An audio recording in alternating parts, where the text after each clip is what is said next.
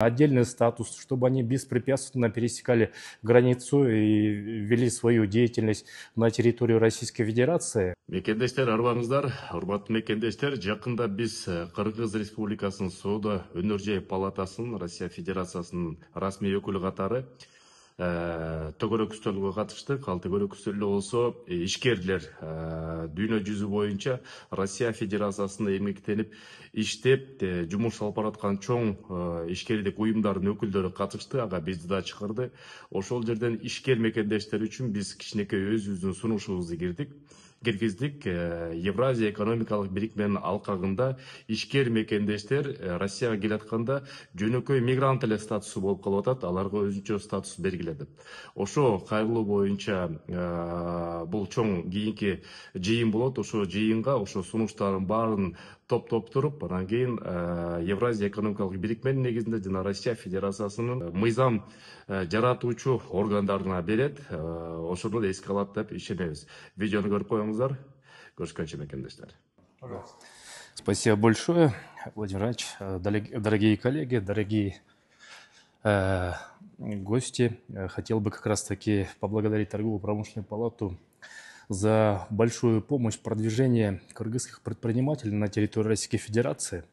Вот как раз-таки за кулуаром мы, Сергей Николаевич, обсудили с коллегами из Таджикистана, из Казахстана о том, что на площадке Торгово-промышленной палаты последние 5 лет проводится многочисленное количество мероприятий, круглых столов, форумов, которые по запросу Торгово-промышленной палаты других стран организовываются. К примеру, в прошлом году мы в начале весны организовали большой форум, по итогу который было заключено соглашение между кыргызскими компаниями и российскими компаниями более 1 миллиарда рублей. Вот также на прошлом месяце, в сентябре месяце, по запросу кыргызстанской организации «Закрытое акционерное общество финансовая инфраструктура», мы запросили коллег из Российской Федерации организовать встречу с банками, и было заключено несколько контрактов по поводу перевода денежных средств, экспортных денег через Кыргызстан в другие страны. Никому не секрет, что Кыргызстан на сегодняшний день стал уже финансовым хабом для российских организаций по поводу переводов финансов в другие страны. И в этой связи огромную выгоду и Кыргызстан, и Россия здесь получают. Также хотел бы отметить, что Темир Аргимбаевич Сариев, президент Торгово-промышленной палаты, как раз таки в его когда он был премьер-министром Кыргызской республики, Кыргызстан зашел в таможенный союз в то время, сейчас Евразийский экономический союз. И наши президенты Российской Федерации Владимир Владимирович Путин и Садыр Джапаров в прошлом году как раз таки изъявили желание о том, чтобы наши товарообороты выросли многократно. В прошлом году, к примеру, было 3,5 миллиарда долларов товарооборот между нашими странами. На сегодняшний год уже отметка преодолевает практически 5 миллиардов долларов США.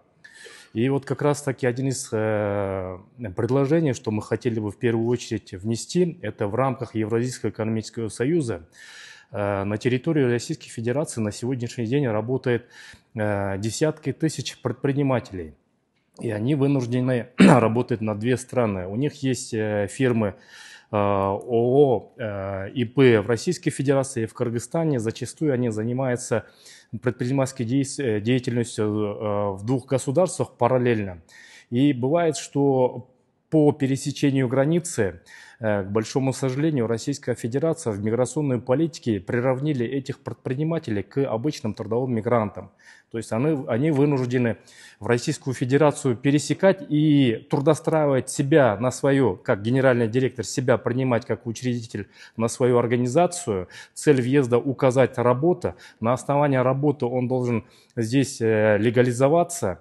А те предприниматели, которые не знают законодательства Российской Федерации в миграционной сфере, к большому сожалению, по системе Визаран, это 115-й федеральный закон Российской Федерации о миграции, им оказывается запрет на въезд, если они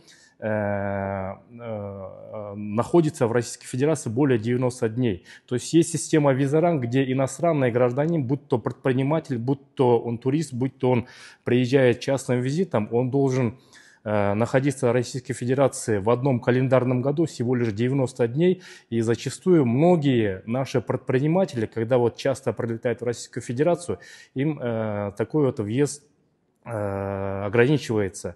И в этой связи хотели бы как раз таки на уровне торгово-промышленной палаты сделать обращение Евразийскому экономическому совету, Евразийской экономической комиссии о том, чтобы для предпринимателей было выделено отдельный статус, чтобы они беспрепятственно пересекали границу и вели свою деятельность на территорию Российской Федерации из своих стран, потому что они как раз таки есть двигатели экономики.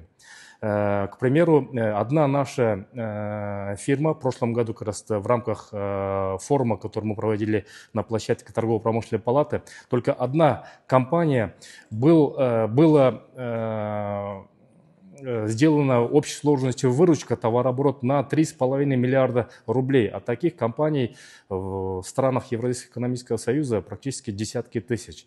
И как раз таки, пользуясь моментом, хотел бы поблагодарить за тот круглый стол, который мы организовали в сентябре месяце. Вот у нас здесь коллеги из организации «Финансовая структура», они создали прекрасную площадку, аналог компании А7 и А5.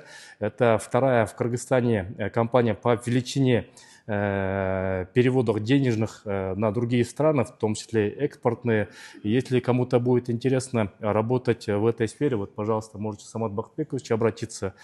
И мы с вами, надеюсь, что взаимовыгодное сотрудничество наладим. Большое спасибо еще раз торгово-промышленной палате, Сергей Николаевич. Всего хорошего, наилучшего.